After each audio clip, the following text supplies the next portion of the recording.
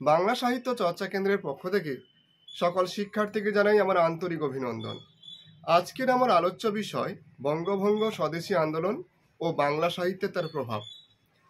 আমি প্রথমে বঙ্গভঙ্গ স্বদেশী আন্দোলন কি এই বিষয়ে একটু আলোচনা করব। আমরা জানি যে 1757 সালে পলাশীর প্রান্তে বাংলার শেষ স্বাধীন নবাবের পরাজয় ঘটে। তারপর থেকে ইস্ট ইন্ডিয়া কোম্পানির শাসন ব্যবস্থা শুরু হয় এবং 1857 সালে সিপাহী বিদ্রোহের মধ্য দিয়ে ভারতবর্ষে ইংরেজ অর্থাৎ তখন ইংরেজরা সরাসরি কিন্তু শাসন করতে শুরু করে। এবং তারপরে আমরা দেখব যে ভারতবর্ষে বিভিন্ন প্রকার রাজনৈতিক কর্মসূচি নেওয়া হয় ইংরেজদের বিরুদ্ধে ভারতবর্ষকে স্বাধীনতা করার জন্য। এবং 1885 সালে কংগ্রেস প্রতিষ্ঠিত হয়। উমেশচন্দ্র বন্দ্যোপাধ্যায় তার সভাপতি ছিল।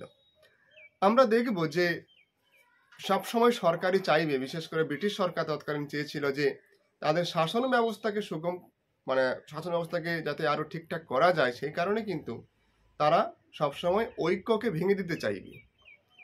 আমরা দেখব যে বাংলা, বিহার, উড়িষ্যাকে কেন্দ্র করে যে একটা জাতীয়তাবোধ বা যে একটা ঐক্য তৈরি হয়েছিল হিন্দু মুসলমানের মধ্যে, তো সেই ঐক্যটাকে ভেঙে দেওয়ার জন্য 1905 সালে জুলাই মাসে 19শে জুলাই তৎকালীন যে ভাইসরয় ছিলেন লর্ড কার্জন, তার নেতৃত্বে এই বঙ্গভঙ্গ ঘোষণা করা হয়, বঙ্গকে ভঙ্গ করার ঘোষণা করা হয়। অনেকে বলে থাকেন যে 1765 খ্রিস্টাব্দে বিহার, উড়িষ্যা, বাংলার একটা বিশাল প্রদেশ ছিল, শাসন ব্যবস্থার সুগমের জন্য নাকি ভাগটা করা হয়েছিল। কিন্তু আমার মনে হয়, বা যারা ইতিহাস নিয়ে চর্চা করে তারা হয়তো বিষয়ে ভালো বলতে পারবে, যে আসলে তাদের শাসন ব্যবস্থাকে সুগম করার জন্য এরকম একটা পদ্ধতি নেওয়া হয়েছিল। এবং এটা নেওয়ার ফলে আমরা দেখব যে সমগ্র বাংলা জুড়ে তার বিরোধিতা করা শুরু হয়, প্রতিবাদ হয়, মিছিল হয়, বিভিন্ন পত্রপত্রিকা, কবিতা, নাটক, গান, যার মধ্য দিয়ে কিন্তু একটা স্বাদেশিকতা প্রচারিত হয়েছে। বিশেষ করে এখানে রবীন্দ্রনাথের কথা বলা উল্লেখযোগ্য। রবীন্দ্রনাথ আমরা দেখব প্রথমের দিকে তিনি বিষয়টা নিয়ে উদাসীন থাকলেও পরবর্তীকালে কিন্তু এই বঙ্গভঙ্গ তাকে চিন্তায় ফেলে দিয়েছিল। এবং যে কারণে তিনি, আমরা দেখব যে বঙ্গদর্শন পত্রিকায় তিনি ঘোষণা করেছিলেন যে আগামী 30শে আশ্বিন বাংলাদেশ আইনের দ্বারা বিভক্ত হবে, কিন্তু ঈশ্বর যে বাঙালিকে বিচ্ছিন্ন করেন নাই তাহার বিশেষ রূপে স্মরণ ও প্রচার করিবার জন্য সেই দিনকে আমরা বাঙালি রাখি বন্ধনের দিন করিয়া পরস্পরের হরিদ্রাবর্ণের সূত্র বাঁধিয়ে দেব। অর্থাৎ তিনি, ব্রিটিশ সরকার যে আসলে বিভেদ তৈরি করতে চাইছে, যে বিভাজন তৈরি করতে চাইছে, সেটা কিন্তু দার্শনিক রবীন্দ্রনাথ কিন্তু বুঝতে পেরেছিল।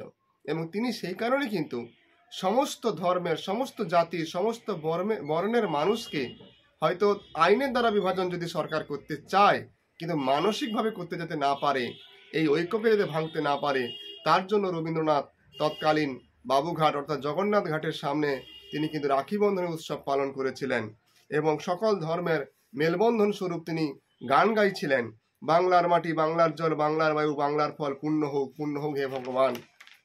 এবং আমরা দেখব যে এছাড়া আমরা দেখব যে স্বদেশী গান হয়েছিল, বাংলার মাটি, বাংলার জল, 15 অক্টোবর সকালবেলা জোড়াসাঁকোতে এটা বাজানো হয়েছিল। হ্যাঁ, তারপরে অরন্ধন পালিত হয়, যেগুলো আসলে কিন্তু এই স্বদেশী আন্দোলন, বঙ্গভঙ্গের বিরোধী করার জন্য, যে ব্রিটিশ সরকার তুমি যতই আইন প্রয়োগ করো, যতই বলপূর্বক করো, তুমি আমাদের মানসিকভাবে কখনো বিচ্ছিন্ন করতে পারবে না। আমরা ঐক্যবদ্ধভাবে কিন্তু এই লড়াই করব। আমরা দেখব যে এই যে বঙ্গভঙ্গের যে প্রভাব, বঙ্গভঙ্গ সাহিত্য, যেটা রবীন্দ্রনাথের যে চিন্তা ভাবনা, তার রাজনৈতিক দৃষ্টিভঙ্গি ওই সময় কি ছিল, সেটা আমরা তার উপন্যাসে, তার গল্প, কবিতায় বিভিন্ন জায়গায় পাবো। বিশেষ করে এক্ষেত্রে আমি দুটো উপন্যাসের যদি নাম বলি, সেটা হচ্ছে ঘরে বাইরে এবং গোরা। ঘরে বাইরে উপন্যাসে আমরা দেখব যেখানে স্বদেশী আন্দোলনের ব্যাপক প্রভাব পড়েছে। এবং আমরা আর একটা বিষয় এখানে মাথায় রাখতে হবে, যে 1907 সালে কিন্তু সুরাট কংগ্রেসের অধিবেশনে সেখানে কিন্তু এই স্বদেশী আন্দোলন যারা করছিল তাদের মধ্যে দুটো দল ভাগ হয়ে যায়। একটা হচ্ছে নরমপন্থী, একটা চরমপন্থী। চরমপন্থীরা চাইছিল যে পাল্টা মার দিতে চেয়েছিল, যে ইংরেজরা যদি তাদের উপরে অত্যাচার করে তারাও পাল্টা অত্যাচার করবে, অহিংস পদ্ধতি অবলম্বন করবে। এবং যে কারণে পরবর্তীকালে আমরা দেখব যুগান্তর সমিতি, অনুশীলন সমিতি এবং ক্ষুদিরাম বসুও এর মধ্যে ছিল, যে কারণে তার ফাঁসি হয়েছিল। এবং তারপরে আমরা দেখবো আর একটা ঐতিহাসিক ঘটনার মধ্যে ঘটেছিল 1911 সালে কলকাতা থেকে রাজধানী দিল্লি চলে গিয়েছিল।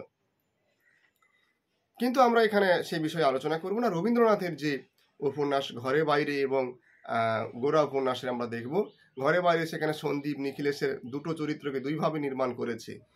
সন্দীপ চরমপন্থী আর নিখিলেশ হচ্ছে নরমপন্থী। চরমপন্থার নামে যে গণ্ডগোল, যে ব্যভিচার, যে অত্যাচার, সেগুলো কিন্তু রবীন্দ্রনাথ মেনে নেননি। তিনি কিন্তু নরমপন্থী মতে বিশ্বাস ছিলেন। কিন্তু রবীন্দ্রনাথের এই বিশ্বাস কিন্তু বারবার ভেঙে গেছে। রবীন্দ্রনাথের এই বিশ্বাস বারবার ভেঙেছে। সেই বিষয়ে আমি বিস্তারিত আলোচনা আগে করেছি। শুধু এইটুকুনি বলবো যে আমরা দেখবো রবীন্দ্রনাথ শেষ বয়সে গিয়ে তার সভ্যতার সংকটে বলছেন যে ওই মহামানব আসে, হ্যাঁ, এবং তিনি তার ওই রূপনারায়ণের কুলে কবিতায় বলছি যে আমি জেগে দেখিলাম এই জগৎ তো স্বপ্ন নয়। অর্থাৎ তার যে তিনি যা জানতেন সেগুলো ভুল জানতেন, বা তিনি মহামানব হিসেবে তিনি কাকে আহ্বান করছেন? নেতাজি সুভাষচন্দ্র বসুকে আহ্বান করছেন। কিন্তু নেতাজি সুভাষচন্দ্র বসু তো চরমপন্থা মতের বিশ্বাসী, তাহলে তিনি কি চরমপন্থাকে মেনে নিলেন? অর্থাৎ রবীন্দ্রনাথের যে চিন্তাভাবনা কিন্তু বারবার পরিবর্তন হয়েছে। তিনি বাস্তব পরিস্থিতিটা উপলব্ধি করে কিন্তু বারবার তার চিন্তা চেতনায় সেই পরিবর্তন এসেছে। আমরা দেখব গোরা উপন্যাসে আমরা গোরাকে এখানে দেখব স্বদেশী আন্দোলনের প্রেক্ষাপটে যে জাতীয়তাবাদী চরিত্র হিসেবে নির্মাণ করেছে। যে গোরা উগ্র হিন্দুত্ববাদ যার মধ্যে ছিল, যিনি হিন্দুত্ববাদ প্রচার করতে চেয়েছিল, সেই গোরা কিন্তু শেষ পর্যন্ত যে লক্ষ্মিয়া দাসী, আনন্দময়ীর যে দাসী ছিল লক্ষ্মিয়া, সে খ্রিস্টান বলে তার হাতে জল খেত না, তার হাতে জল খেলো নির্দ্বিধায়। মা যে আমি আমি আমি প্রকৃত ভারতবর্ষকে জানতে পেরেছি যেখানে কোনো জাত নেই, ধর্ম নেই, বর্ণ নেই।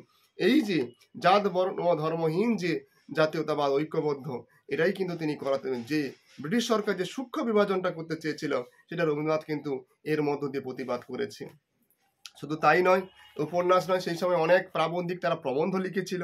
বিপিন চন্দ্র পাল, সরলা দেবী চৌধুরানী, প্রমথ চৌধুরী, রাধাকান্ত বসু, স্বর্ণকুমারী দেবী, তাদের যে প্রবন্ধগুলো ছিল সেখানে স্বাদেশিকতার প্রচুর নিদর্শন পাওয়া যায়।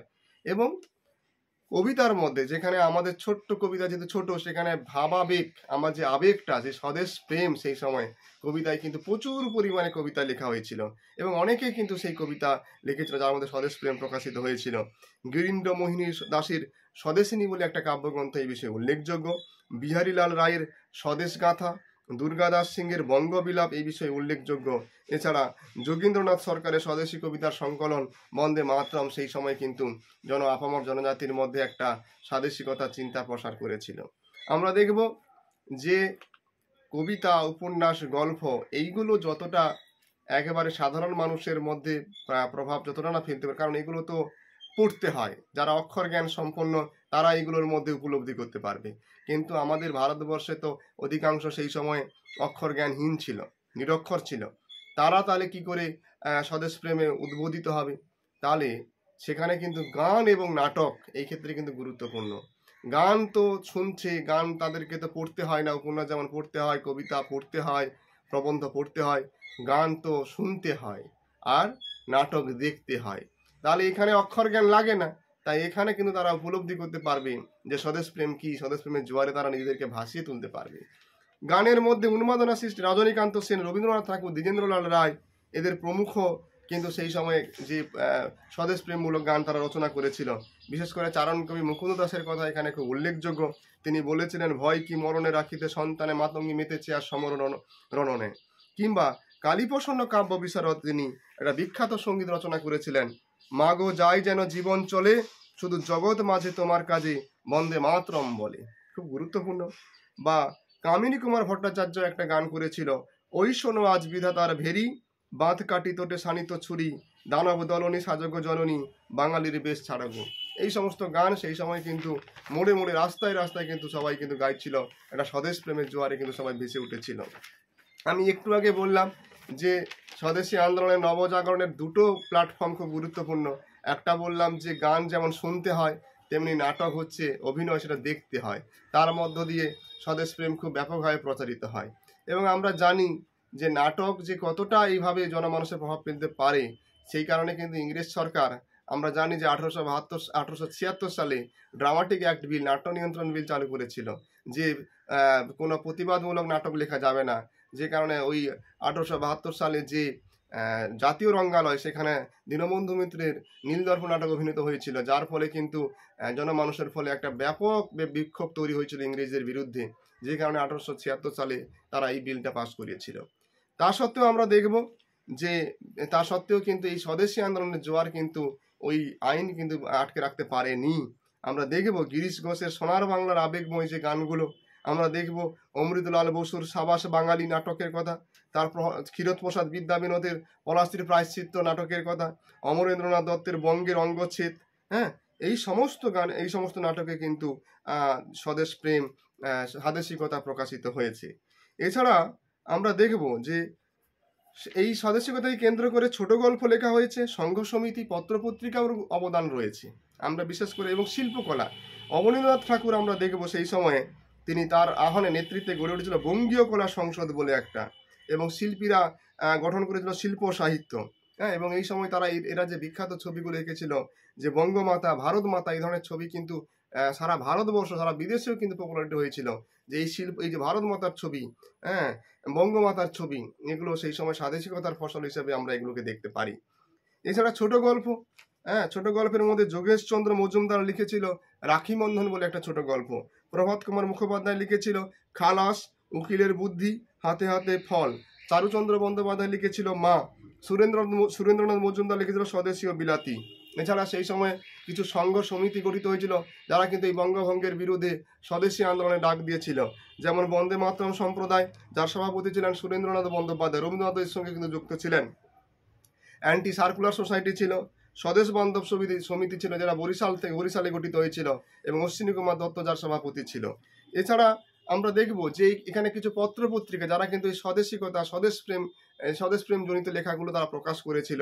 1905 সালে ভান্ডার স্বদেশী সুমতি ইন্দিরা, 1906 সালে যুগান্তর ইংরেজি বন্দে মাতরম পত্রিকা, 1907 সালে স্বরাজ পত্রিকা, মহিলা সম্পাদিত পত্রিকার মধ্যে কুমুদিনী, যশোর থেকে আঞ্চলিক যে জায়গাগুলো ছিল, মেদিনীপুর, যশোর, এইসব জায়গা থেকেও কিন্তু পত্রপত্রিকা প্রকাশিত হয়েছিল, সেই সমস্ত জায়গার যে সমস্ত স্বদেশ প্রেম বা স্বাদেশিকতার জনিত যে আন্দোলন, যে ঘটনাগুলোকে সামনে রেখে।